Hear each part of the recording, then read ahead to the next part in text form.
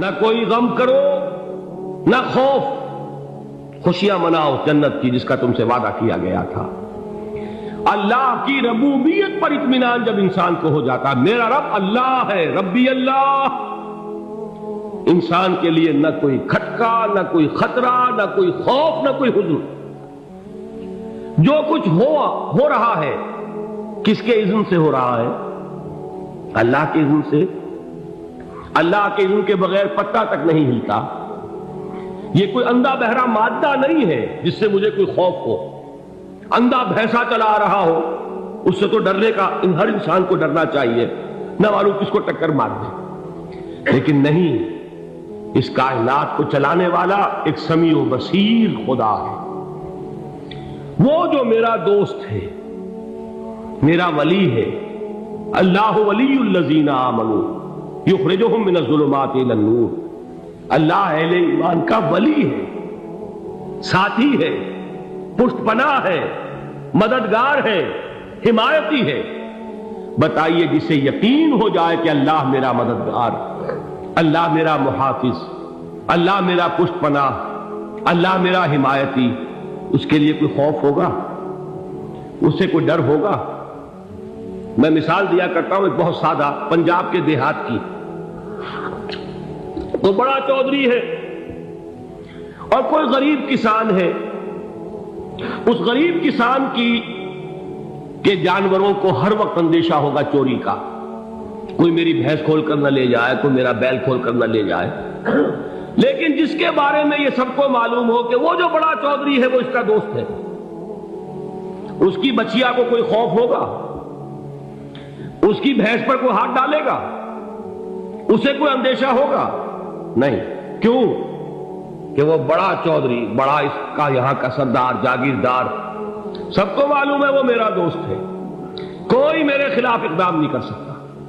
اس دنیا میں یہ چھوٹی سی بات اگر آپ کے دلی اطمینان اور سکون کا باعث بن سکتی ہے تو ذرا تصور کیجئے۔ میں لفظ تصور استعمال کروں گا صرف اس لیے کہ اس کا ہم جس کو کہتے ہیں ادراک اور شعور کر نہیں سکتے، اگر کے ساتھ کر سکتے۔ اگر یقین ہو کہ اللہ میرا مددگار اور یقین ہو کہ اللہ ہر آن میرے ساتھ ہے، پھر کوئی خوف؟ کس کا خوف؟ کوئی شے اللہ سے بالا تر ہے؟ کوئی قوت اس سے زیادہ طاقتور ہے؟ کوئی اس کے ارادے کو بدلنے والا ہے؟ کوئی اس کی مشیت کے آڑے آنے والا ہے؟ یہی بات ہے جو حضور نے فرمائی، یہ ایمان کا حاصل ہے لب لباب، کہ دیکھو اچھی طرح اس بات کو ذہن نشین کر لو، اگر تمام انسان مل کر تمہیں کوئی نقصان پہنچانا چاہے نہیں پہنچا سکتے، مگر جو کچھ اللہ نے لکھ دیا ہو، اور تمام انسان مل کر تمہیں کوئی نفع پہنچانا چاہے نہیں پہنچا سکتے، مگر وہ شے جو اللہ نے طے کر دی۔ آپ پھر میں کہوں گا ذرا طاری کیجئے، اسے فرض کیجئے، اسے سوچئے۔ اگر اس حدیث پر ہمارا دل ٹھکا ہوا ہو تو کسی سے ڈر ہوگا؟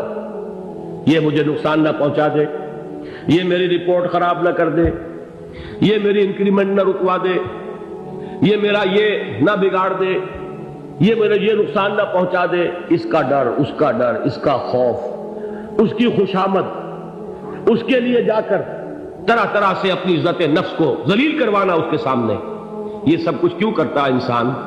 جب سمجھتا ہے کہ اس کے ہاتھ میں میرا کوئی نفع ہے، اس کے ہاتھ میں میرے لیے کوئی ضرر ہے، یہ مجھے کوئی غضب پہنچا سکتا ہے، یہ مجھے کوئی نقصان پہنچا سکتا ہے، یہ میرا کوئی کام بنا سکتا ہے، یہ میری کوئی ضرورت پوری کر سکتا ہے، اسی کا نام شرک ہے۔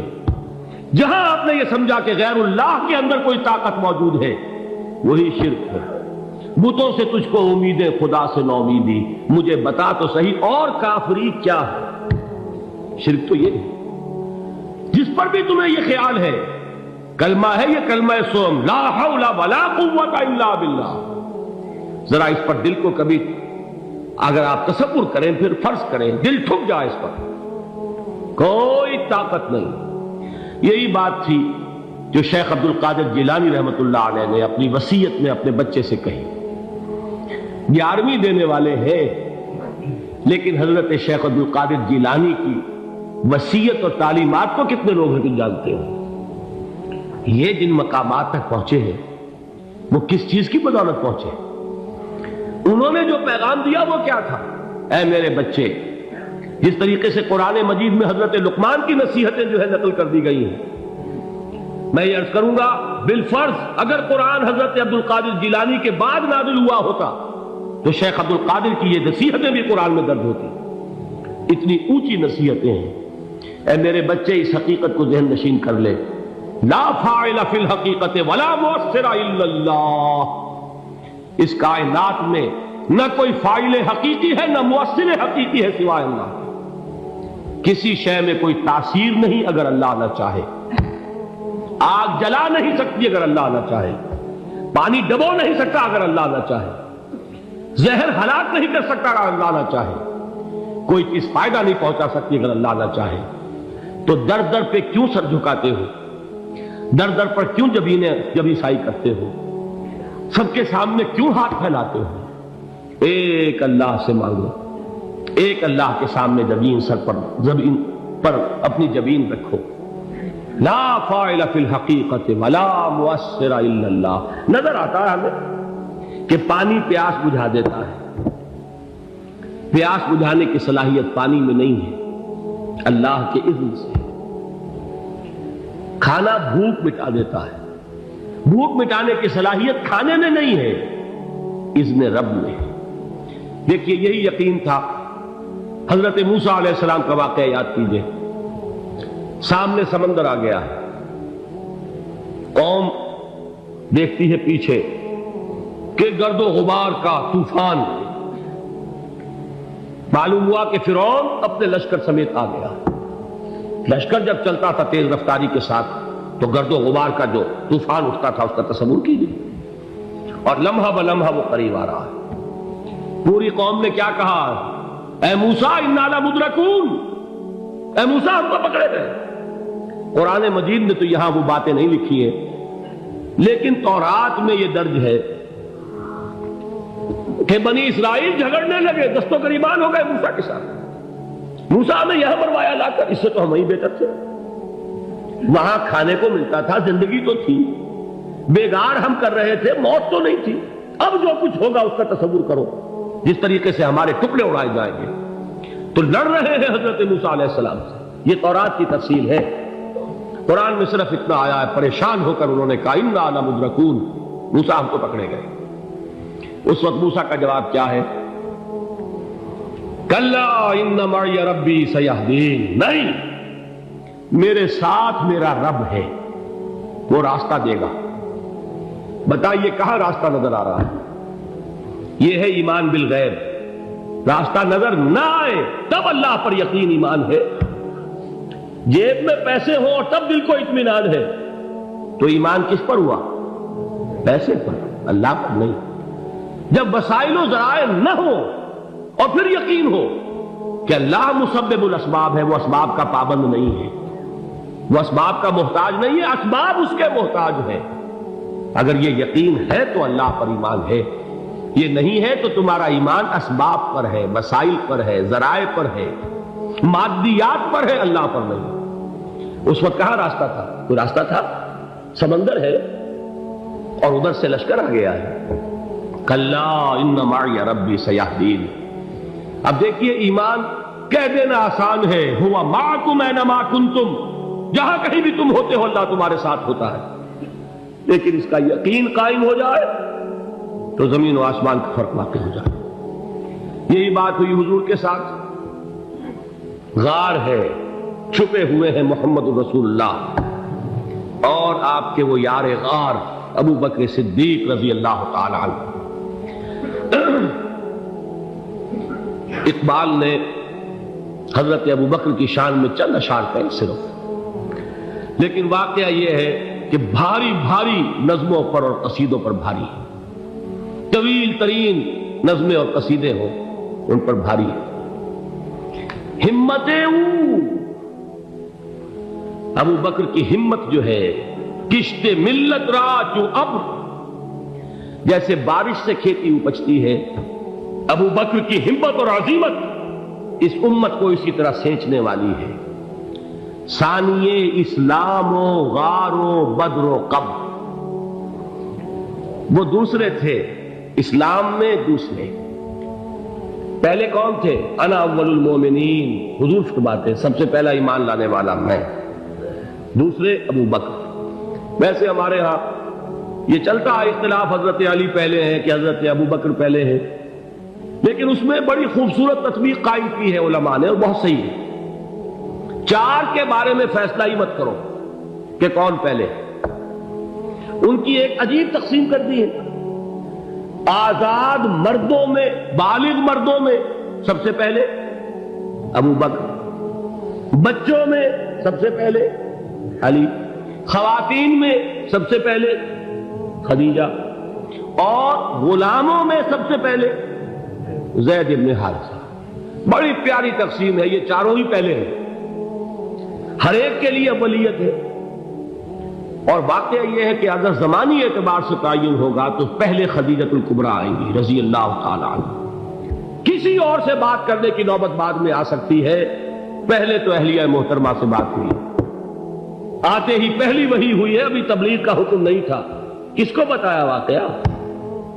ابھی اپنی نبوت کی تبلیغ کا تو حکم ہی نہیں آیا، واقعہ کس کا ہے؟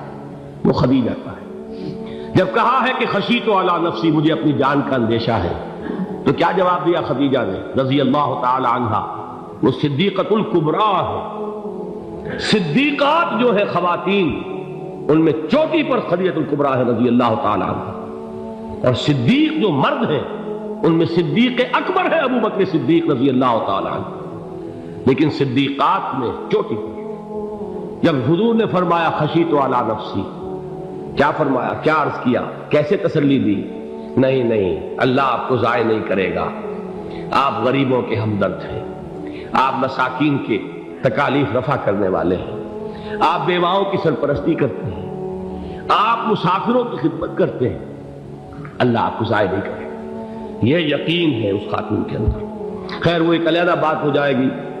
میرے دل پر حضرت خدیجہ رضی اللہ تعالی عنہ کی شخصیت کا بڑا گہرا نقش ہے، جو وہ کوئی اور ہی وقت اور موقع ہوا تو بیان ہوگا۔